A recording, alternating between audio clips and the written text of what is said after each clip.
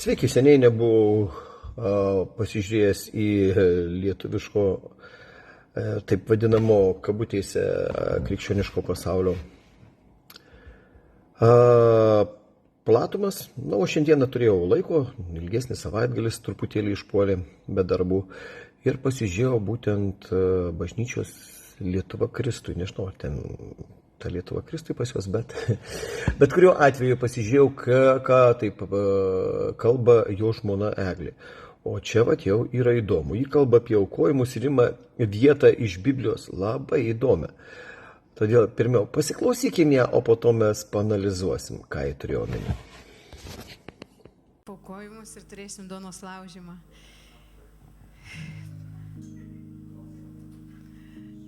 Tai norėjau dėl paukojimų pasidalinti tuo, kas atėjo mano širdį. Ar atsimenate tą istoriją su Ananiju ir Safyra?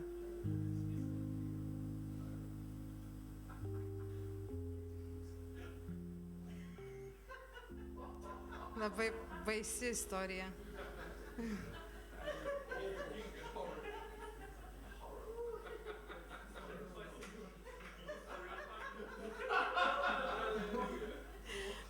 O vienas vyras vardu Ananijas su savo žmonos Safyra pardavė nuosavybę ir žmonai pritarant pasiliko dalį gautų pinigų.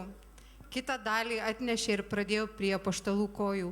Petras paklausė: Ananijau, kodėl šėtonas užvaldė tavo širdį, kad tu pamelavai šventajai dvasiai, pasilikdamas dalį už žemę gautų pinigų? Argi nebuvo tai, ką turėjai ir ką gavai padavęs, argi nebuvo tavo žinioje, tai kodėlgi taip sumanėjai savo širdį? Išgirdęs tuos žodžius, Ananijus krito ant žemės ir mirė.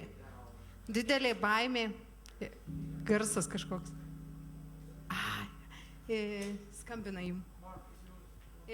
Didelė baimė apėmė visus tai girdėjusius. Keli jaunuoliai pakilo, suvyniojo jį marškomis. Po kokių 3 valandų atėjo jo žmona, kuri nežinojo, kas buvo atsitikę. Petras paklausė: pasakyk man, ar už tiek pardavei sklypą? Taip, už tiek, atsakė jie. Tada Petras jai tarė: kodėl susitarėte mėginti viešpaties dvasią? Štai ties durimis skamba žingsniai tų, kurie palaidojo tavo vyrą.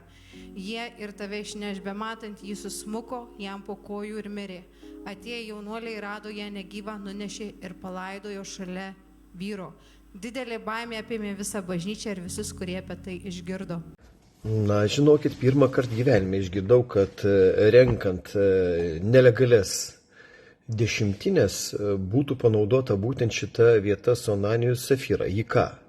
Ruošiasi savo bažnyčiokams grasinti, kad jeigu jie nesumokės dešimtinės, tai bus kaip Ananijui ir Safyrai? Nu, įdomiai. Paklausom toliau, ar tai yra tikrai ar ne.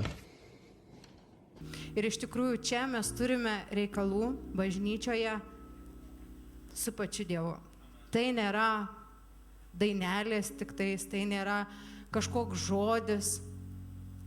Šitoje bažnyčioje yra pati šventoji dvasia, yra pats Dievas, kuris mato absoliučiai kiekvieną mūsų žingsnį, kiekvieną mūsų mintį.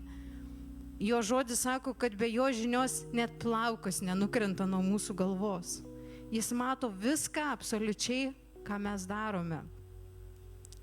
Jis mato asmeniškai mus ir žino asmeniškai visus mūsų kelius, mūsų gyvenimą ir mūsų širdį.